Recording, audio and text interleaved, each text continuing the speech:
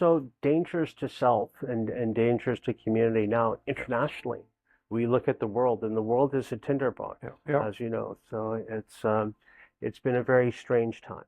And Yeah.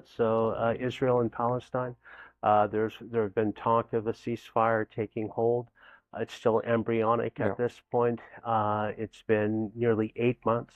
Yeah. And there's no sugarcoating it. There's No. no other word for it. It's an unfolding genocide that's been perpetrated on the Palestinian people. The International Criminal Court, the International Court of Justice have all indicated and stated plainly that plausible genocide is happening, that the conditions of genocide are occurring and they're being perpetuated. So many acts of violence, acts of mass murder on innocent people. And, of course, October 7th happened. Yeah. There's no doubt about that. Yeah. And any loss of civilian life, whether it's Israeli, Palestinian, or anybody, it's wrong, right? Yeah.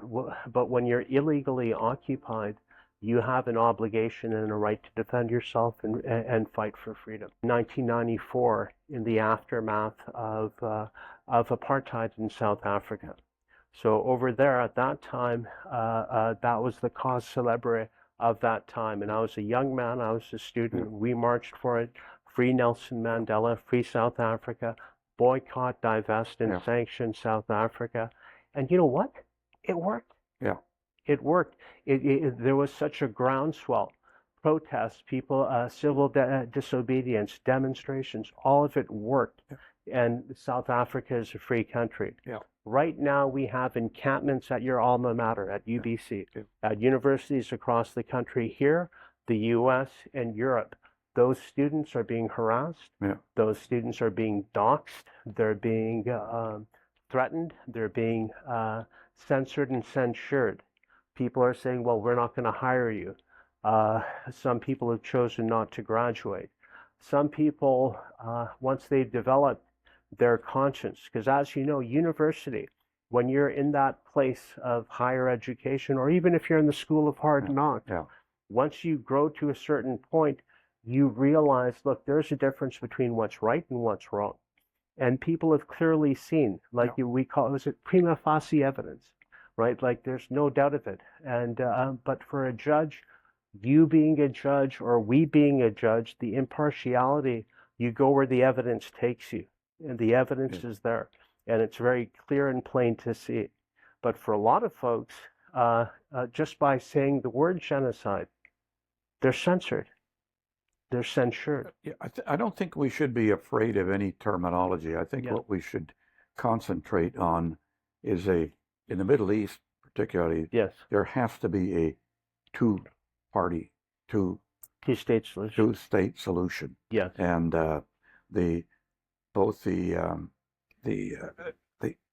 those parties have been there for centuries in some form or another, and that has to be respected. Yes. And Israel clearly has a right to exist, and so do the Palestinians. They do. The Palestinians need a state as much as Israel needs a state. So to get to that point where right now a fragile ceasefire, God willing, will take hold. And then we have to think about what will happen then. What's Canada's role? Well, Canada historically has had a peace-keeping role as a neutral party. So Canada's got to be careful in that we can't be seen to be taking sides. If we can be an honest broker and give advice to both sides, Canada will have fulfilled its obligation. And I think that's what we should do. And I mean, there's innocent killings that are going on, innocent violence, and against people who are caught up in the middle. That has to be addressed. Yes. So the International Criminal Court, the International Court of Justice, those institutions were formed in the aftermath of World War II and the Holocaust. Right. So, and it's based on the fundamental principle that all people are should and must be treated equally. The application of the law must be made equally. So, in my view and in the view of many, there's a double standard when it comes to Israel. For Palestine, they're fighting for their lives, they're fighting for their freedom, but they're seen as terrorists, right? There's a lot of real issues going on around semantics. And one of the things that happened once this thing started, in the weeks that started, everyone was horrified. Oh, Hamas. I was speechless, to be honest. I was speechless when it happened. I didn't know what to say. But then once I saw a bit more of it, you say, okay, well, it was terrible what happened, and shouldn't have happened. But it's a jailbreak, right? Like they're living in a jail, and it's been swept open for the entire world to see what is happening. You have an apartheid state, right? And where there are separate rights for others and separate rights for the Israeli people. I have no hate for anybody. You've known me since I was a kid, Wally. And multiculturalism has been embedded in my being. And I've seen an uptick in Islamophobia. I've seen an uptick in anti-Semitism. And I think we do a disservice when we here outside of the conflict zone take a very unjust action to our friends and neighbors. Because at the end of the day, like, we're all friends and neighbors here together, but we're in such a place where, yes, we can have these dialogues, we can have these conversations. So for Canada to make a difference, it really starts with the individual and the students out there that are really putting the time in, giving of their professional future, maybe even completely waylaying what their future would be for the principle of the matter. It shows an incredible amount of bravery, and it's something that gives me a glimmer of hope. For I would think so. I mean, I think the first step would be a ceasefire, so that people can collectively look at this thing, look at the all the issues, and come up with a proper solution, solution wherein the rights of all parties are respected. Correct. That's what needs to be done. I mean, certainly the innocent suffering and the violence that's taken place simply is not acceptable.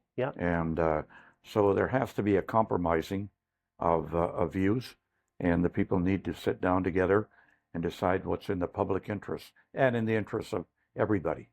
And the precedent is there, because the reality is, look, wars have happened. Wars have happened across many generations for as long as humanity has been here. There's been war, there's been peace, there's been prosperity, there's been famine, there's been poverty.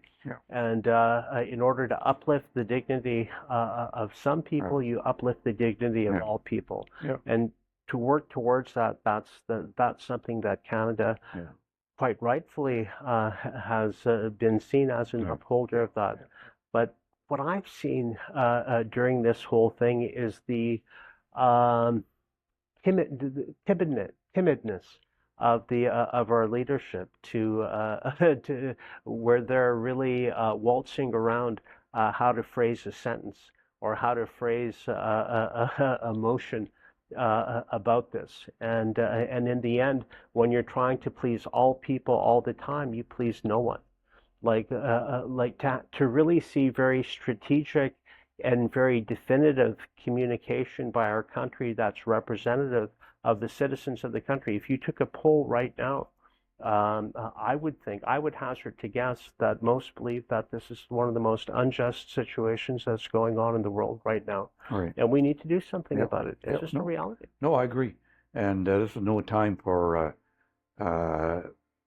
people being timid. We need some bold solutions, and hopefully something will come of that. Yeah, well, I believe there was an old song, "The kids are all right." You're right. Okay. All right.